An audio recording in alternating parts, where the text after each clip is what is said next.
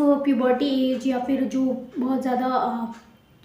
13 to 20 as की जो females होती हैं, बच्चियाँ होती हैं, तो उनमें देखा जाता है कि मेंस्ट्रुअल इरेगुलरिटी बहुत ज़्यादा कॉमन है और आजकल तो बहुत ही कॉमन देखने को मिल रही है। तो उनका जब पीरियड्स जब स्टार्ट होता है तो तब से उनमें अगर बहुत ज़्यादा रेगुलरिटी देखने को मिल रही है, साथ के साथ उन्हें बहुत ज़्यादा एनीमिक कंडीशन हो रही है, या फिर पेशेंट का जो है बता रहे हैं कि पीरियड्स आया है तो मतलब स्टार्ट हो गया है, मेनार्ज जिसे हम कहते हैं, मेंसेस स्टार्ट हो जाना, उस जो एक 13 में जनरली जो बच्चियाँ हैं उन्हें स्टार्ट हो जाता है, 15 भी हो सकता है, 13 से 15 भी हो सकता है क्रॉस। तो देखा जाता है कि पेशेंट में जो मेनार्ज एज है उसके बाद उस टाइम पे उस बच्चियों को पीरियड्स ढंग से नहीं आ रहे हैं, या फिर मतलब जो नॉर्मल आने चाहिए वो, और उसके साथ साथ उनके साथ साथ उन्हें और भी हेल्थ इश्यूज़ रह रहे हैं, स्पेशली जो ये प्यूबर्टी एज में है। तो पेशेंट में ये मेरे पास क्योंकि लड़कियां बहुत सारी आती हैं, बच्चियां बहुत सारी आती हैं, तो मैं इसी रिगार्डिंग आज आपसे एक मेडिसिन डिस्कस करना चाहूँगी कि इस रिगार्डिंग कि आप जान सकें कि होम्योपैथी ऐसे मेंस्ट्रुअल इरेगुलरिटी है, मेंसेस ढंग से नहीं आ रहे हैं, या मेंसेस के रिलेटेड कोई इशू है फीमेल में, तो वो नॉट ओनली प्यूबर्टी एज, अगर किसी भी एज में फीमेल्स में मेंसेस रिलेटेड इश्यूज़ हैं तो उसमें होम्योपैथी किस तरीके से उपयोगी है, इसी रिगार्डिंग आज होम्योपैथिक मेडिसिन डिस्कस करेंगे, जो कि मेंस्ट्रुअल रेगुलरिटी के लिए, या फिर आप समझ सकते हैं डिस्मेनोरिया के लिए, या एमेनोरिया की condition, specially amenorrhea in the growing girls या प्यूबर्टी एज की गर्ल्स है उनमें इफेक्टिव रहती है। तो जुनेशिया अशोका,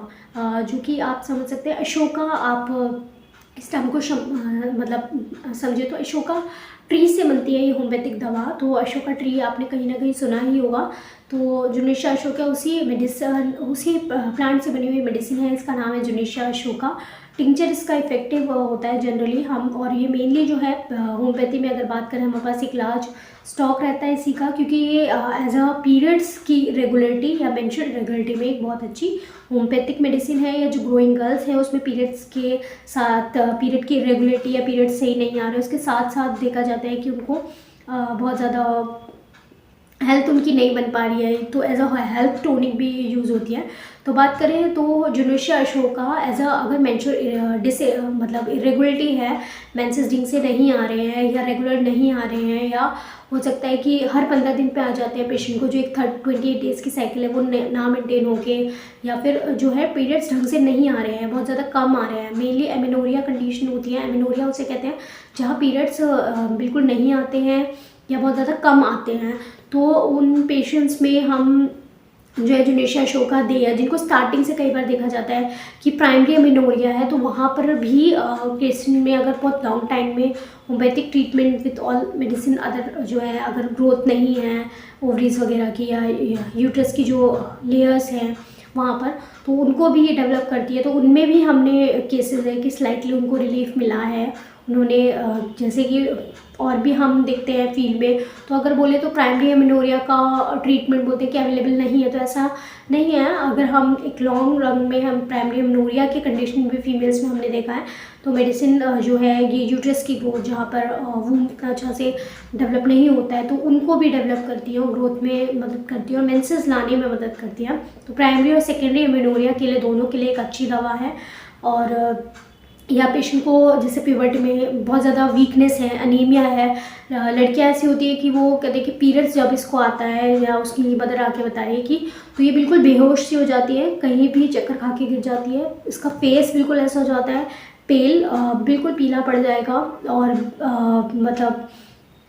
बहुत ज़्यादा इसको चक्कर आते हैं, हर मतलब कुछ टाइम पे ही इसको चक्कर आने लगते हैं, कुछ भी काम करती है, खड़ी होती है, या फिर उसको बहुत ज़्यादा सर दर्द हर समय रहता है, और जब उसका पीरियड्स आ जाता है तो सब सर दर्द में आराम मिल जाता है, अदरवाइज़ उसका हर समय सर दर्द बना रहता है, बहुत ज़्यादा परेशान फीमेल रहती है, पेशेंट रहती है, और स्पेशली पीरियड्स जब आता है तो उसको वो हेडेक में आराम मिलता है, और जैसे ही ख़त्म होता है तो हेडेक फिर से हो जाता है। तो ये कुछ कंडीशन में जो स्पेशली सिम्टम है ये देखे जाते हैं। तो एमेनोरिया की कंडीशन में, या मेनोरेजिया या मेटोरेजिया की कंडीशन में अगर पीरियड्स इरेगुलरिटी हैं, आपको पीसीओडी के साथ भी फीमेल आती है कि मेरा पीरियड्स ढंग से नहीं आता है, तो ये पीरियड साइकिल को मेंटेन करती है। आपकी जो साइकिल एक बोलती है कि आपको 3-3 महीने में एक के गैप पे आता है, या फिर आता है तो ढंग से नहीं आता पीरियड, जो 5 डेज़ या 3 डेज़ जो आना चाहिए फ्लो वो नहीं आता है, तो उसको धीरे धीरे आपके फ्लो को नॉर्मल करेगी। एक टोनिक आपकी हेल्थ टोनिक भी और पीरियड्स की रेगुलरिटी या पीरियड्स को ठीक करने में मदद करती है। तो इनफर्टिलिटी इनडायरेक्टली जो है इनफर्टिलिटी इशू में भी इफेक्टिव रहती है। अगर पीसीओडी है, फीमेल आ रही है कि उसकी वजह से उसको पीरियड्स मतलब नहीं आ रहा है, साइकिल उसकी नहीं मेंटेन हो रही है,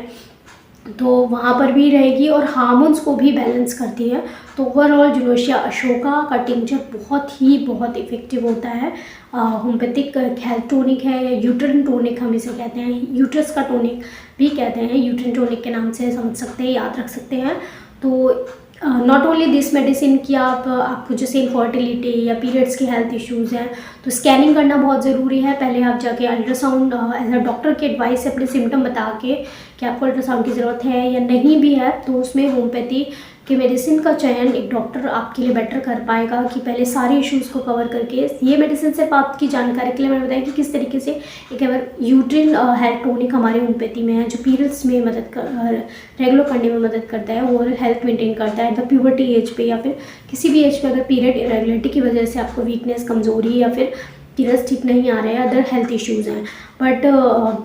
और भी मेडिसिन हैं जैसे पीरियड्स इरेगुलर, पल्सिटिला है, गुजिपियम है, सनीशिया है, तो ये भी क्वाइट इफेक्टिव है। सिम्टम क्वाइट डिफर हो जाते हैं जैसे तो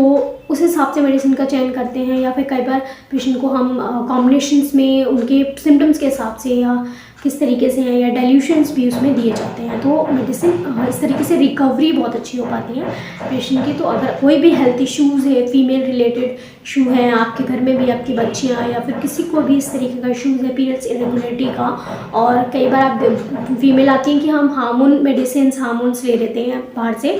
तब तक तो हमें आराम रहता है, तब तक पीरियड्स आते हैं और फिर जैसे ही छोड़ते हैं फिर वो इस तरीके का हो जाता है। तो इस कंडीशन अगर आपको ऐसी फेस है करनी पड़ रही है तो आप होम्योपैथी की तरफ अप्रोच कर सकते हैं। आपको 2 to 3 मंथ या जितना भी आपको मतलब कंप्लेंट है उस हिसाब से ट्रीटमेंट ज़रूर लेना पड़ेगा, बट आपकी जो ये कंप्लेंट्स हैं फीमेल्स की वो उसमें देखा जाता है कि ऐसा होम्योपैथ मैंने देखा है कम्प्लीटली रिकवरी अच्छी होती है। और रिलैप्सेस की भाई मेडिसिन बंद करी और दोबारा से वो स्टेज आ जाएगी, तो ऐसा नहीं होता होम्योपैथी में, और कोई साइड इफ़ेक्ट भी नहीं होते। तो एक लॉन्ग रन में पेशेंट बेस्ट इसको चूज़ कर सकता है होम्योपैथी को अपने ऐसे ही हेल्थ इश्यूज़ के लिए। सो अगर आपको कोई भी हेल्थ इशू है related to your uterine health या ओवरीज या पीरियड से रिलेटेड या फिर इनफर्टिलिटी, तो यू कैन कंसल्ट, मतलब आप कंसल्ट कर सकते हैं, कंसल्टेशन ले सकते हैं और अपनी medicine according to your symptom आप मंगा सकते हैं। So stay safe, stay healthy. और ऐसे ही हमारे वीडियो के लिए जो है चैनल को सब्सक्राइब करें और बेटर टू बेटर मतलब आप ये देखेंगे कि किस तरीके से होम्योपैथी आपकी ओवरऑल हर चीज़, हर सिम्टम, हर ऑर्गन के लिए डिसीज़ कंडीशन में आपके लिए इफेक्टिव रहेगी। Stay safe.